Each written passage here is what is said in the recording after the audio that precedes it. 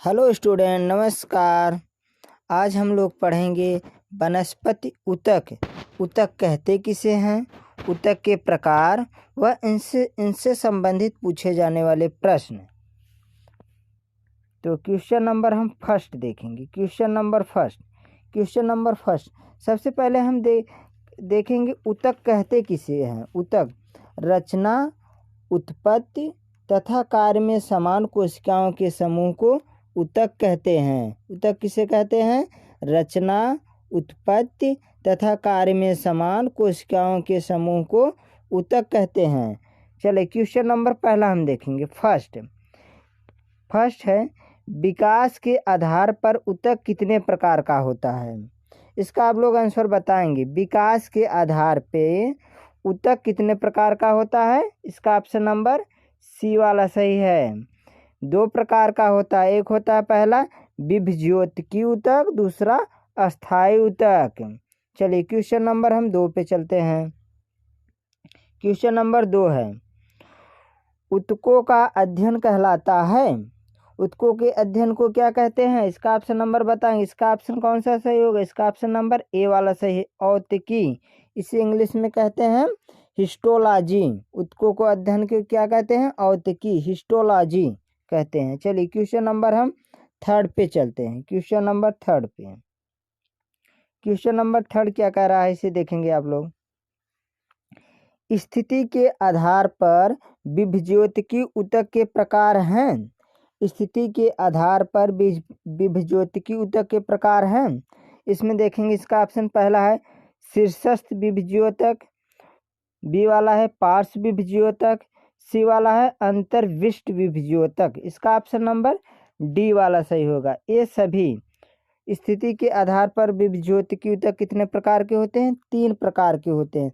अगर आपसे पूछे विभज्योतिकी ऊतक कितने प्रकार के होते हैं?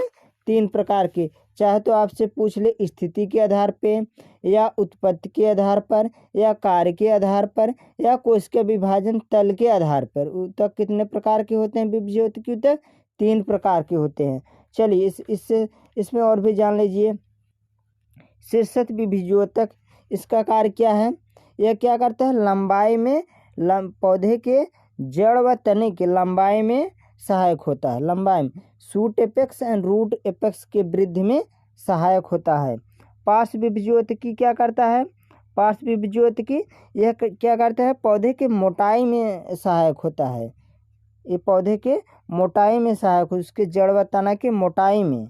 और अंतर्विष्ट विभज्योतिकी, एक इसका कार्य क्या है? अंतर्विष्ट विभज्योतिकी का इसका कार्य है पौधे जो जैसे आपका ग्रास हो गया, घास हो गया और पुदीना हो गया, ये कहाँ पर पाया जाता है? घास के इंटरनोड पे और पुदीना के नोड के नीचे पाया जाता है। ये क्या करता है?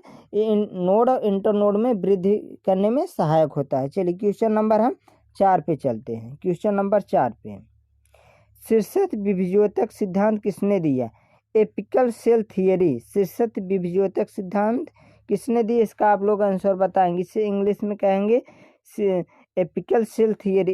इस किसने दिया था? इसका ऑप्शन नंबर ए वाला सही है, नगेली, या कहीं कहीं पे आपको लिखा मिलेगा नेजिलियाई। चलिए इसमें ऑप्शन नंबर बी दिया है, हेंस्टीन ने किसका सिद्धांत दिया था?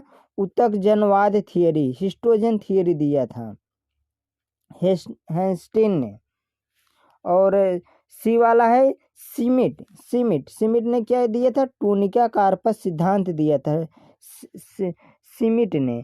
श्यूप ने क्या दिया था? श्यूप ने दिया था कार्पस कैप्स सिद्धांत दिया था। इसमें एक सिद्धांत और एक साइंटिस्ट और हैं क्लोब्ज ने किसका सिद्धांत दिया था? प्रशांत केंद्र सिद्धांत दिया था। चलिए क्वेश्चन नंबर हम 5 पे चलते हैं। क्वेश्चन नंबर 5 पे देखिए, सभी क्वेश्चन बहुत ही इंपॉर्टेंट हैं, बहुत ध्यान से देखेंगे। चलिए क्वेश्चन नंबर 5 है, अस्थायी ऊतक कितने प्रकार के होते हैं? अस्थायी ऊतक कितने प्रकार के होते हैं? इसका आप लोग आंसर बताएंगे। पहला है साधारण ऊतक, दूसरा है जटिल ऊतक, तीसरा है विशिष्ट ऊतक। इसका ऑप्शन नंबर डी वाला सही। ये सभी क्या हैं? अस्थायी ऊतक के प्रकार हैं। आपका साधारण ऊतक सिंपल टिश्यू, जटिल ऊतक कॉम्प्लेक्स टिश्यू, विशिष्ट ऊतक स्पेशल टिश्यू। चलिए क्वेश्चन नंबर हम 6 पे चलते हैं। क्वेश्चन नंबर 6 पर निम्न में से जटिल ऊतक के प्रकार हैं। जटिल ऊतक के प्रकार हैं, बहुत ही इंपॉर्टेंट क्वेश्चन है। निम्न में से जटिल ऊतक के प्रकार हैं, इसका आप लोग आंसर बताएंगे। जाइलम, फ्लोएम, इसका ऑप्शन नंबर सी दिया है दोनों, ऑप्शन दिया है डी कोई नहीं। इसका कौन सा ऑप्शन है? इसका ऑप्शन नंबर सी वाला होगा, दोनों। जाइलम और फ्लोएम के किस प्रकार के ऊतक हैं? एक जटिल ऊतक हैं। चलिए क्वेश्चन नंबर हम 7 पे चलते हैं। 7 पे क्वेश्चन नंबर हम 7 पे चलते हैं। क्वेश्चन नंबर 7 पे निम्न में से कौन जल संवाहक ऊतक है? निम्न में से कौन सा जल संवाहक ऊतक है? इसका आप लोग आंसर बताएंगे। कौन सा जल संवाहक ऊतक है? इसका ऑप्शन नंबर ए वाला सही है, जाइलम। जाइलम को क्या कहते हैं? जल संवाहक ऊतक कहते हैं, वाटर कंडक्टिंग टिश्यू।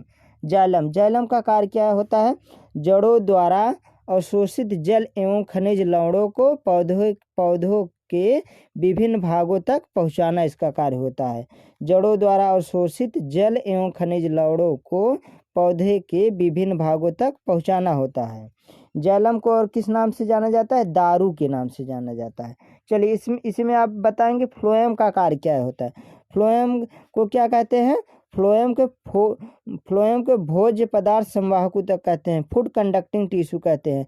इसका कार्य क्या है? पौधे के हरे भाग में निर्मित भोज्य पदार्थ को दूसरे भागों में वितरित करना, मतलब पहुंचाना होता है। एक भाग से बने भोज्य पदार्थ के दूसरे भागों में पहुंचाना होता है। चलिए क्वेश्चन नंबर हम 8 पे चलेंगे। 8 पे चलेंगे। 8 में है क्वेश्चन नंबर 8 में देखेंगे आप, फ्लोएम मृदुतक, दृढ़ूतक, चालनी कोशिकाएं, सह कोशिकाएं पाई जाती हैं। ये किसमें पाई जाती हैं? देखिए आपको ऐसी महत्वपूर्ण वीडियो पाने के लिए आप हमारे चैनल को लाइक, सब्सक्राइब एंड शेयर करना न भूलें। चलिए क्वेश्चन नंबर 8 है, फ्लोएम मृदुतक, दृढ़ोतक, चालनी कोशिकाएं, सह कोशिकाएं पाई जाती हैं। ये किसमें पाई जाती हैं? इसका आप लोग आंसर बताएंगे।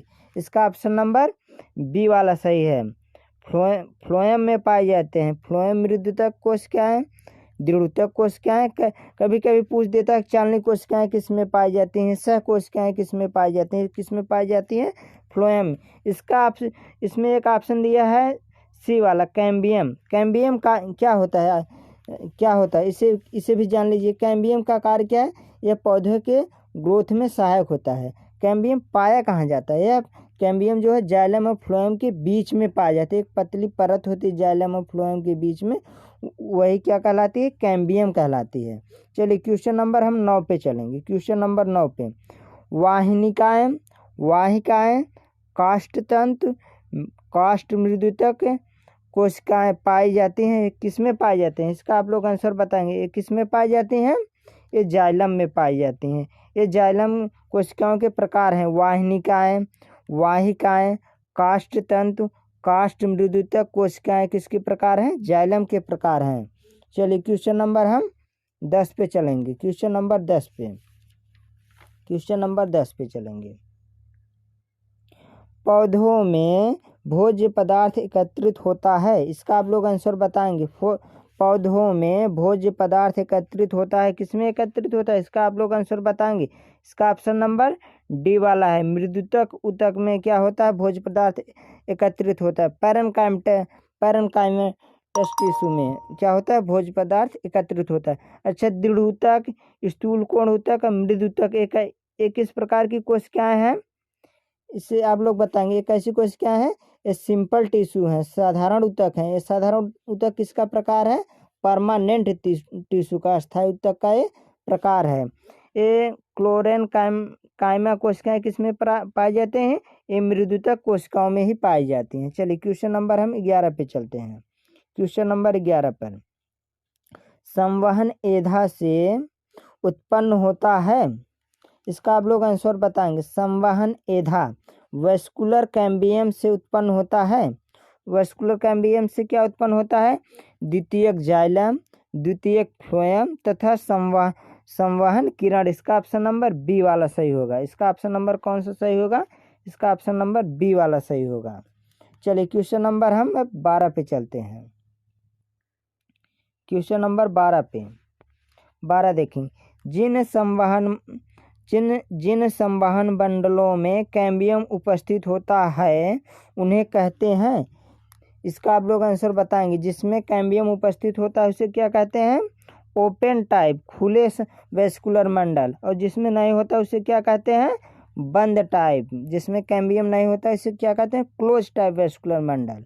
चलिए क्वेश्चन नंबर हम अब 13 पे चलेंगे। क्वेश्चन नंबर 13 पे,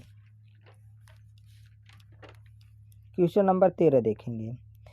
पित्त को कहते हैं।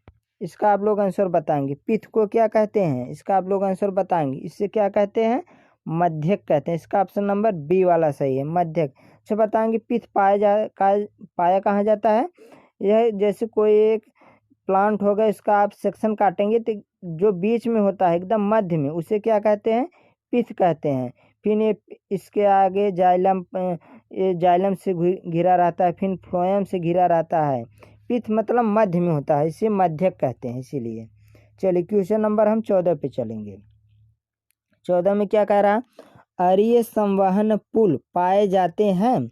इसका आप लोग आंसर बताएंगे। अरीय मतलब रेडियल वेस्कुलर बंडल पाए जाते हैं। किसमें पाए जाते हैं? इसका आप लोग आंसर बताएंगे। एक किसमें पाए जाते हैं? जड़ों में। इसका ऑप्शन नंबर डी वाला सही है। इसे अरी क्यों कहते हैं? रेडियल ए अल्टरनेट, एक बार जाइलम फिर फ्लोएम फिर जाइलम फिर फ्लोएम, ऐसी क्रम में लगे होते हैं। चलिए इसमें आप देखेंगे एक बीजपत्री तने और एक द्विबीजपत्री तने में क्या अंतर होता है। देखिए एक बीजपत्री तने में कैम्बियम नहीं पाया जाता है, दो बीजपत्री तने में क्या पाया जाता है? कैम्बियम पाया जाता है। ये सबसे मोस्ट इम्पॉर्टेंट कैरेक्टर है इसका तने का, एक बीजपत्री तने और द्विबीजपत्री तने का। चलिए क्वेश्चन नंबर हम 15 पे चलेंगे। 15 में क्या कह रहा? उभय फ्लोएमी संवहन पुल पाए जाते हैं। एम्फीफ्लोइक वेस्कुलर मंडल पाए जाते हैं। इसका आप लोग आंसर बताएंगे। किस में पाए जाते हैं? इसका ऑप्शन नंबर ए वाला सही, कुकुरबिटा के तने में। इसका ऑप्शन नंबर ए वाला सही है। अच्छा इसमें आप बताएं। इसका ऑप्शन नंबर दे दिया, फर्न के राइजोम में। इसमें किस प्रकार का वेस्कुलर मंडल पाया जाता है? एम्फिक्रिबल वेस्कुलर मंडल पाया जाता है। अच्छा अब इसमें ऑप्शन नंबर सी वाला दिया है, यक्का के तने में किस प्रकार का वेस्कुलर मंडल पाया जाता है? एम्फीवेसल वेस्कुलर मंडल पाया जाता है। अच्छा आप लोग बताएं, एम्फिक्रिबल वेस्कुलर मंडल और एम्फीवेसल वेस्कुलर मंडल ये किस प्रकार के वेस्कुलर मंडल है?